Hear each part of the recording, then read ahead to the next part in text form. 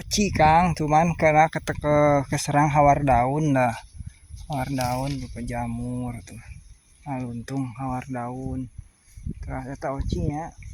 Ayo ka dieu, ieu oci ogen Kang.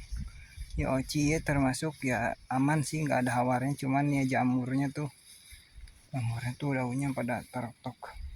Yang tadi Akang tunjuk ya jenis oci. Nah ini oci juga Kang. Oh ternyata oci di sini lumayan bagus ya. Terus sebelah sana ini oci Kang, oci telur hitam.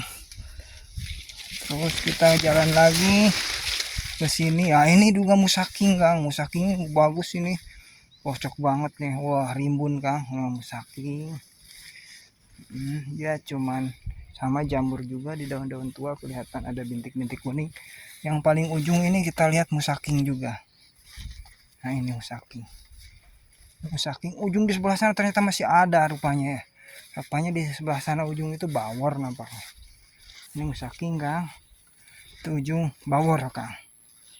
Udah laporan selesai. Sukses Kang. Parena gesek panen deui sabulan deui ya.